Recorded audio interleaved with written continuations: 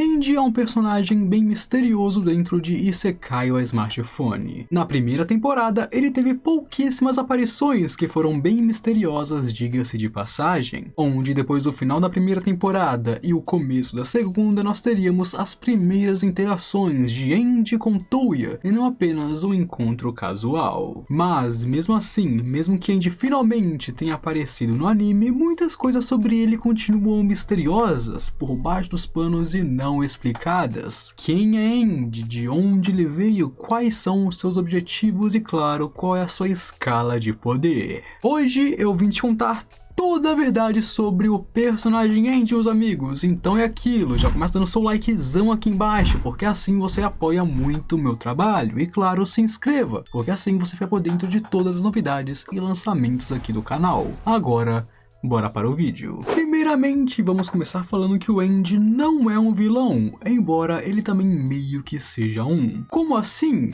É simples, o Andy não é um vilão, ele é mais um amigo do Touya, um amigo do protagonista. Porém, de certo modo, ele também já foi um vilão, não um vilão que realmente é tipo vilanesco, mas alguém que já foi contra o Touya em uma certa hora. Porém, eu falo disso mais pra frente no vídeo. A primeira vez que o Andy aparece na obra foi na primeira temporada, no caso, no final dela, onde em um encontro casual e coincidental com o Touya, eles passariam a se conhecer e Andy tomaria interesse pelo nosso protagonista, e assim começaria a olhar mais pra ele do que antes. Esse encontro seria em uma cidade, onde seu próximo encontro seria agora em um deserto, onde ele ajudaria Touya a lutar contra um Fraze, contra quem Touya e suas esposas estavam tendo dificuldades em lidar. E claro, a marca registrada dele durante esses dois encontros seria a sua moeda antiga, uma moeda de quase uns 500 anos atrás ou mais, uma moeda muito antiga desse mundo, que normalmente você não veria nos dias atuais. Seu nome não é Andy, Andy é seu apelido. Seu nome verdadeiro é Endymion, onde é claro, ele não é um humano, rapaziada. Ele pode parecer um, mas não, o Andy não é um humano.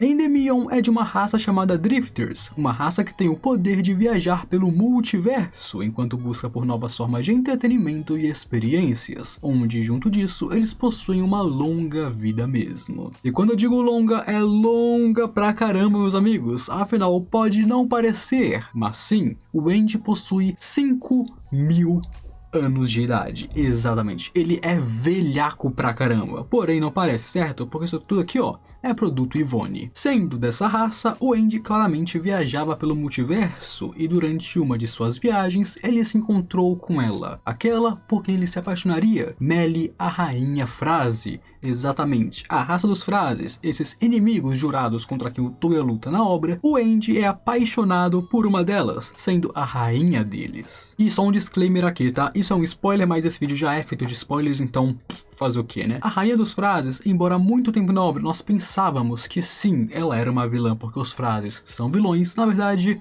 não. A Melly, a rainha dos Frazes, não é uma vilã e muito pelo contrário, ela é uma vítima que eu vou falar um pouco mais pra frente o porquê disso. Tendo se apaixonado por ela, o Andy então faria um desafio formal para pedir, é claro, em casamento, onde eles duelariam e claramente o Andy venceria, finalmente podendo estar com a mulher que ele ama, porque ele se apaixonou em primeiro lugar. Porém, embora os dois estivessem meio que felizes com isso, alguns nobres estavam bem infelizes com isso. Afinal, existem todos os universos, dimensões ou mundos paralelos. Nobres sempre irão querer saber apenas do seu próprio poder e, claro, de seus próprios bolsos. E eles eram completamente contra e estavam insatisfeitos com o casamento de Melly com Andy. Afinal, eles queriam usar o poder de Melly, que é muito útil mesmo para eles, para seus próprios interesses e ganhos. Porém, os dois noivos não se acovardaram e, sim tendo que enfrentar toda essa oposição, eles simplesmente fugiram. Exatamente, o Andy pegou a Melly e vazou dali bonito, rapaz. E claro, essa fuga deles causou um grande tumulto, o que os levou a serem caçados por todo o multiverso. Exatamente, agora eles eram fugitivos espaciais. Onde eu devo dizer que essa é uma das primeiras vezes que eu vejo tal plot, onde os nobres, corruptos e claro que só pensam no próprio bolso sendo muito gananciosos, estão correndo atrás com sangue nos olhos da própria rainha para usar para seus próprios esquemas. Eu já vi esse plot de nobres querendo usar alguém muitas vezes por aí, porém eles caçarem ativamente dessa forma, pra mim eu acho que é meio que uma novidade. Onde inclusive uma coisa que é interessante, porém muito trágica, é que durante essa perseguição, onde os Phrases perseguiam os dois noivos, muitos mundos foram aniquilados e raças extintas. O porquê disso é simples. O Andy, para fugir com a Melly, pulava de planeta a planeta, mundo em mundo, dimensão em dimensão, e os Phrases seguiam atrás deles, destruindo tudo por onde eles passavam, com o intuito, é claro, de os capturar novamente e os levarem de volta para casa. Tanto que isso meio que explica a invasão dos Phrases dentro do mundo onde o Toya vive, porque sim, se o Andy e a Melly estão ali, quer dizer que os Phrases também foram ali para caçar eles. Ou seja, inadvertidamente, os dois foram os culpados pela quase extinção da humanidade. Tanto que os Flame Gears que a Regina Babylon criou foram apenas para destruir e se defender contra os Phrases, que estavam ali querendo duas pessoas, um Drifter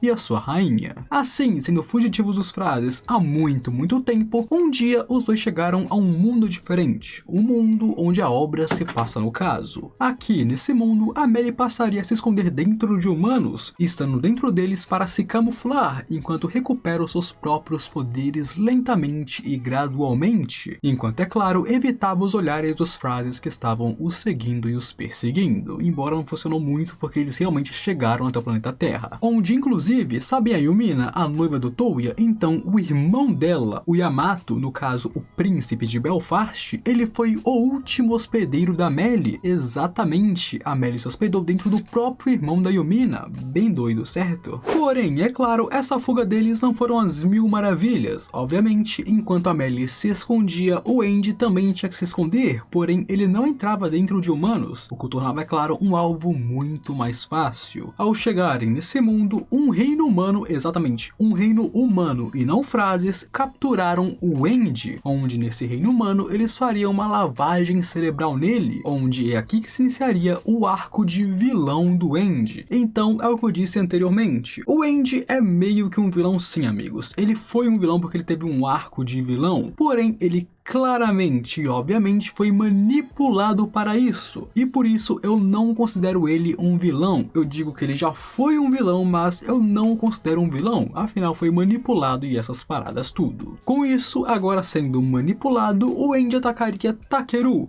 o deus das artes marciais, com o intuito de roubar as adagas divinas que ele possuía. Porém, aconteceu de uma forma bem errada, porque é claro, Takeru, como um deus, é muito mais forte do que o Andy, e ele massacra o Andy na porrada, meus amigos. Ele amassou o Drifter como se não fosse nada, e assim o Toya o capturaria e o levaria para Melly, para que ela revertesse esses efeitos da manipulação mental. E eu não vou contar como que eles reverteram essa manipulação mental, porque de acordo com o Nat do Discord, bem, envolveu muitos tentáculos, e sinceramente, se é tentáculo e japonês, eu meio que tenho um trauma, então não vou entrar em detalhes. Mas, de qualquer forma, a Melly reverteria sim os efeitos da manipulação mental, assim liberando o Andy de seu arco de vilão, onde agora eles finalmente, depois de tanto tempo de fuga, poderiam estar juntos, onde, mais pra frente, o Andy se casaria com a Melly. E não apenas isso, amigos, porque quando ele se casou com a Melly, ele também ficou noivo de mais outras duas garotas, formando meio que um mini harém, só que não é bem um harém porque é um quadrisal. Como assim? Eu te explicarei. O Andy se casou com a Melly e com isso ele passou a namorar outras duas garotas, que também são garotas cristais dos Phrases. Onde é claro, quando a Melly se casou com o Andy, ela também se casou com essas duas garotas. Então isso aqui não é um harém, e sim um quadrisal, porque um harém é quando é um cara e várias garotas, e um quadrisal é bom, todo mundo tá se pegando assim, ó. Então sim, o Toya tem 9 esposas, mas o Andy com suas 3 é bem mais confuso. E esse é Isekai Smart Funny, meus amigos, simplesmente o anime onde todo mundo tem um harém. Onde depois disso, depois do casamento, o Andy teria uma filha, que seria a Alistella, uma garota que é um híbrido de Drifter com Phrase, sendo uma raça muito especial, digamos assim. Onde nesse caso, Alistella, a filha de Andy, seria a noiva de Kwon, o filho de Toya, onde as duas famílias, que antes eram amigas, agora serão unidas através do matrimônio das duas crianças. Mas no fim de tudo, eu tenho que falar que é um resumo, o resumo do resumo. O Andy é o último romântico do mundo, rapaziada. Tudo isso, anos e anos, nossa senhora, foi muito tempo mesmo, o cara passou mais de 500 anos, 1000, sei lá quanto tempo ele passou fugindo, mas foi muito tempo fugindo com a Melly, apenas porque ele queria se casar com ela. Sinceramente, eu não sei se eu duraria tanto tempo assim, cara, fugindo de alguém só pra casar com alguém. Então ele sim merece o respeito e o título de o último romântico do multiverso, porque esse cara merece. E então depois disso tudo, quando finalmente as coisas se acertaram e acabaram, Takeru, o deus das artes marciais, convidou Andy para ser o seu discípulo, pois ele gostou da coragem que Andy teve para o desafiar e ainda cumprir seu objetivo no final do dia. E assim, o Andy viraria um discípulo dele, ao lado de Elze, que também havia virado uma, onde inclusive a Elze meio que traumatizou um pouquinho o Andy, já que, bom, ela sempre o espancava durante as sessões de sparring. Além disso, o Andy também receberia a bênção de Takeru, embora nós não saibamos qual a sua habilidade divina como um vassalo. Porém, não é porque o Andy levava um sopapo nos sparrings e treinamentos para Elze que ele é fraco, meus amigos. Não. O Andy é bem poderoso. Primeiramente, ele tem o poder de se transferir entre mundos e dimensões, embora seja diferente dos poderes de um deus. Ele pode ir apenas para dimensões e mundos próximos, como se fosse uma trilha, por exemplo. Ele está aqui e outro mundo está aqui, aí ele vai e vai e vai. Deus pode ir para qualquer um, enquanto Andy tem que fazer um caminho até chegar nele. Porém, ainda assim, ele pode atravessar mundos e dimensões, o que é muito bom e muito roubado. Ele também possui uma força enorme. Sendo um Drifter, a sua força bruta pode ser facilmente comparada com a do Touya, caso ele não use sua divindade. E sim, o Andy puro já é algo considerável. Além disso, ele também é um ótimo lutador, tendo um estilo de combate muito parecido com o da Elze, sendo um Brawler, um lutador de mãos vazias que no máximo usa manoplas contra seus inimigos. De mãos vazias, ele pode lutar contra frases tranquilamente desde sempre, onde depois de treinar com o deus das artes marciais, meus amigos, ele se tornou ainda mais boladíssimo, sendo capaz de usar técnicas poderosíssimas e habilidades complexas, podendo derrotar praticamente todos os seus inimigos facilmente quando necessário. E se compararmos, ele poderia até mesmo lutar contra o Touya caso ele quisesse, e eu não estou brincando. Obviamente, o Touya é mais poderoso que o Andy normalmente, porém se nós nivelarmos o nível, por exemplo, jogamos os dois na Terra, um mundo onde a magia é escassa. Aqui, meus amigos, os dois iriam de pau a pau. Por quê? O Andy não sofreria quase nenhuma penalidade, afinal seu principal poder e habilidade é a sua força e técnica de combate, enquanto o Touya por outro lado é diferente. Sem seus feitiços e com um poder divino extremamente reduzido, o Touya seria apenas um cara sobre-humano, com muita força. Nesse momento, o Touya e o Andy estariam pau a pau, equilibrados, eles dariam um match aqui, onde, sim, nessas condições, sem magia e divindade, o Andy pode sim vencer o Touya. Embora é aquilo, caso o Touya largue sua casca humana e se torne um ser divino, aí as coisas mudam de figura. Mas bem, eu falar essas coisas e elogiar o Andy não significa que ele é um cara muito legal. Sabe por quê? Porque o negócio é o seguinte: o mundo quase foi destruído por causa dele de certa forma. O Andy e a Melly estavam sendo perseguidos pelos Phrases, e no meio dessa fuga eles destruíram vários planetas indiretamente. Afinal, eles iam para o planeta e se abrigavam nele, e então os Phrases chegavam e o destruíam. Ou seja, os Phrases destruíram aquele planeta, mas apenas porque eles foram para ele. Então, indiretamente, o Andy e a Melly são sim culpados por muitas e inúmeras mortes, principalmente nesse mundo, onde a raça humana quase foi extinta, meus amigos. Lembrem-se disso, a Regina Babylon, no meio daquela guerra contra os Phrases, criou os Frames apenas para proteger os humanos, que estavam à beira da extinção contra esses monstros poderosos. Então sim, o Andy é meio que culpado inadvertidamente por conta de toda essa destruição. Claro, ele é uma vítima que estava fugindo, sim.